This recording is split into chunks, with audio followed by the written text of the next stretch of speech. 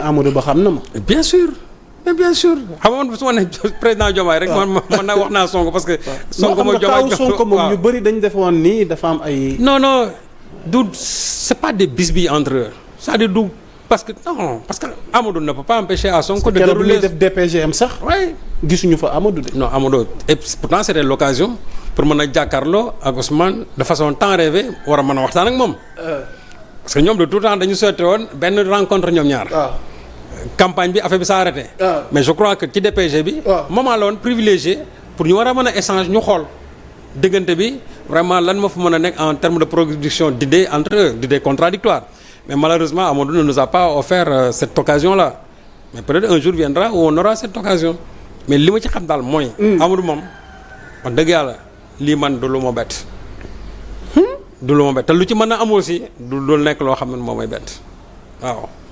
parce que nag man li ma wax nee naa leen il faut ñoom ñu leeral nit ñi lettre de confort yooyu il faut ñu leeral ko parce que dégg naa sax am ko naan wooy lettre de confort su amee nañ ko génne lettre de confort yi ni ko Sonko waxee noonu la amee il y a bel et bien des lettres de confort il y a bel et bien une perception de 46 milliards Mamour Diallo moo toog fii di ko weddi on lui a attendu un journal mu taxaw fi wax lu ko neex parce que ñoom boobu ils étaient au pouvoir taxaw fi daal ne wooy actuellement fu mu nekk sëñ Sall il paraît qu'il a fui mënuy daw na ñëw moom moo toog fii lu nekk mu tuumaal ko fi. donc Sonko c'est avéré que finalement newul ci réew mi. newul ci réew mi parce que en tout cas ci li ma dégg daal nee na Mamour Diallo newul ci réew mi. lu muy daw. waaw mais c'est ça aussi moom 94 milliards yi jàpp ne moom nee na yoonam new ci. moom nee na yoonam new ci. d'accord kon a toog mais ñi seen yoon nekk. peut-être yoon na ngi leen di topp moom yoonam new ci lu muy ku deful dara kay doo daw dem fenn mais wax na fi lu ne Sonko lu ne.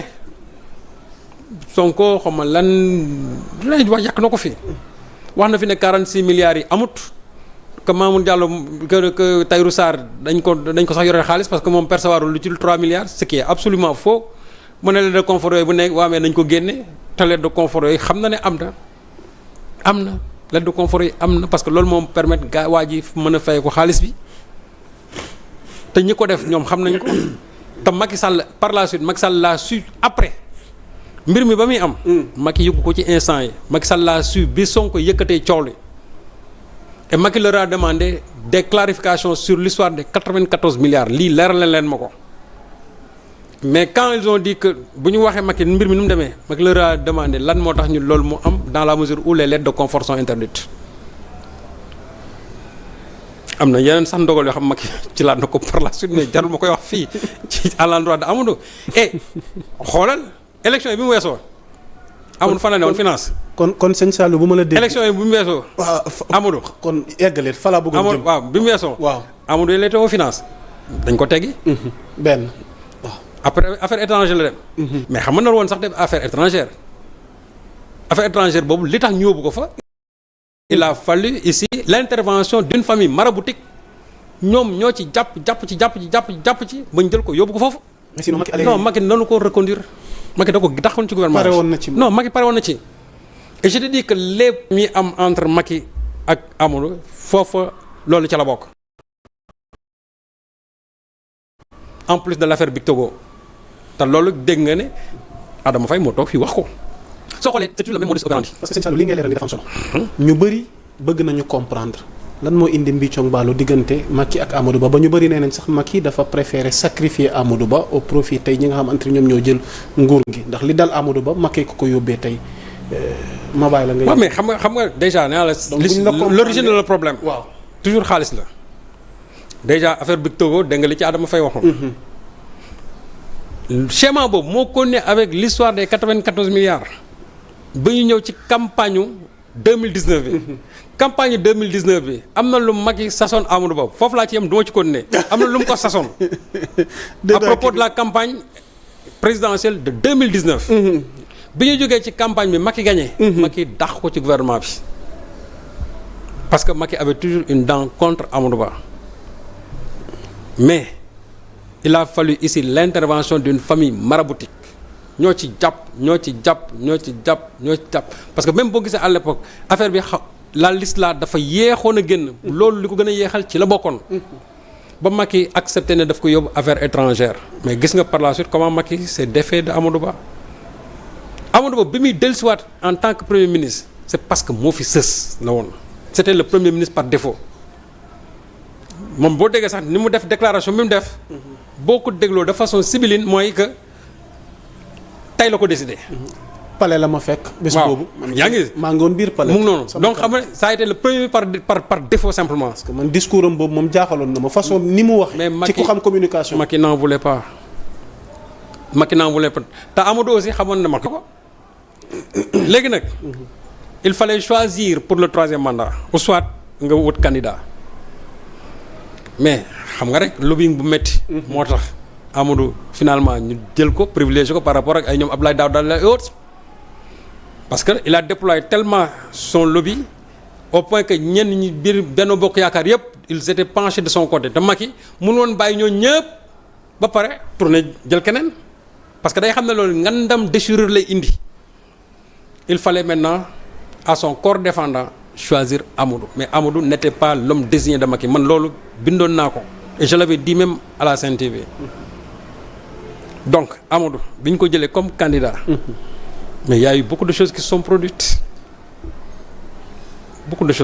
yaa Moussa beaucoup yoo xamante ni kenn mënu ko teg sur la place publique entre Macky et Amadou Ba beaucoup de choses et les gens se sont dit qu'il faudra un jour qu'on nous explique ça loolu du léegi lañ koy expliquer parce qu'il y a beaucoup de choses qui sont produites yoo xam kenn mënu toog sur la place publique di ko wax et c'est ça qui a amené pourquoi Macky s'est rebellé contre Amadou Ba à un certain moment le choix même implicite de Macky en faveur de Diomaye ak de Sonko li ko doon expliquer c'était quelque chose de très profond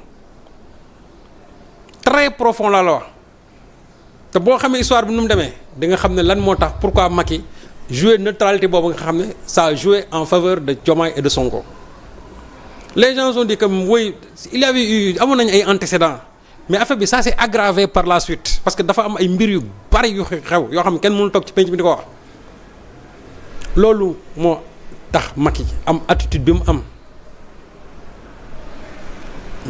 donc Amadou moom Macky ils se connaissent bien xamante nañ bu baax lii moo waral lan moo tax Macky jouer cette neutralité là qui finalement c'était même un peu de la partialité en faveur de Diomaye et de Sonko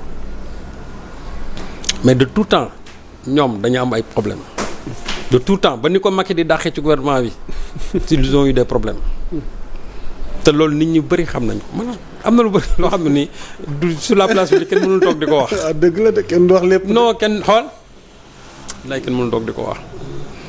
kon certains ont accusé Macky à tort. non je t'assure laa la wax kenn mënul toog mais boo xamee dëgg li waral coow li non di nga ne Macky a raison foofu moom. li naan Serigne Sall dafa bañ Macky yëpp. foofu moom Macky a raison. foofu moom d'accordal nga Macky. non foofu moom loolu noonu. li mu doxalee loolu noonu doxalee non attitude boobu Macky am. avec ce qui s'est passé. Macky a parfaitement raison de se comporter de la sorte. kon sëñ Sall ñii naan Macky quelque part malchance gi moom mooy il a eu un mauvais entourage kon dëgg la. mais mauvais entourage mën na nekk mais qui choisit l'entourage c'est Macky lui-même qui le choisit. xam nga da ngay dem benn instant boo xam gis nga entourage am na ñoo xam souvent doo leen maîtriser. souvent dans ton entourage mën nga am ñoo xam ne ni il prêche pour la chapelle de ton ennemi. des fois da ngay am ci sa biir. genre top yoo xamante ni dañuy liggéeyal keneen ko xam ne ni yow mooy sa adversaire principal mais dañ koy bàyyi foofu seen biir. Macky aussi a toujours eu cette technique moom toujours dafa am ay nitam yoo xam ne daan yóbbu ci yenn kii yi ci yenn structures yi. alors que ñoom moom lañ fa doon nekkal. faisant croire que yow keneen que moom la àndal alors que il prêche pour la chapelle de Macky. ça a été le même cas avec Amadou aussi gis nga réew mi yaa Moussa dafa ci am ay affaires yu fi xew yoo xamante ne nii. moo tax bu ma déggee souvent yenn chroniqueurs yi doon wax ci yenn histoire yi fii yu fi amoon. te bëgguma ci sax dellusi. même na ci ñoo xam ni dootuñu ci waxati ci loolu. nga ne. billaay wallaay. en off bu ñu ci génnee naa lay wax ñoo am na ñoo xam ne nii yenn sujets yi dootoo leen dégg jamais ñu wax ci. ñu doon yenn sujets yooyu ñu doon toog ci télé yi di ko wax. dootoo leen dégg jamais yaa Moussa ñu wax ci sujet yooyu man maa la wax lii dootoo leen dégg ñu waxti parce que am na lu bari loo xam aussi xew na ci par la suite c'est des choses yoo xam ne ni. qu'on ne peut pas révéler à travers publiquement comme ça. c'est important. waaw kenn mënta wax lépp mbokk yi. ñu wéyale jotaay waxtaan wi jàll ci beneen pàcc. alors sëñ Sall dafa mel ni événement yi fi weesu. diggante 2021 ba 2024 amoon na ay impacté maanaam ci événement yooyu. ba sax doon victime. mu mel ni nag Maimouna Dièye jëwriñ gi ñu dénk wàllu njaboot gi rawatina wàllu solidarité mu amal benn série de mesures yi nga xamante ni dafay jëm ci sensu élan de solidarité maanaam dans un élan de solidarité nationale le gouvernement sénégalais par l'intermédiaire du ministère de la Famille et des Solidarités a annoncé une série de mesures en faveur des personnes impactées par les événements tragiques survenus entre 2021 ak 2024 ba tax na ces mesures visent à apporter un soutien tangible aux victimes, à restaurer leur dignité et à faciliter leur réinsertion dans la société. Donc ci tënk mesures yooyu ñu jàpp benn comme quoi que ni 10 millions pour les familles des personnes décédées dans le cadre de ces événements tragiques, l'admission au statut de pupille de la nation pour les mineurs ayant perdu leur tuteur pendant cette période, une bourse de sécurité familiale en plus de la couverture sanitaire universelle et d'une carte d'égalité des chances pour les familles gravement affectées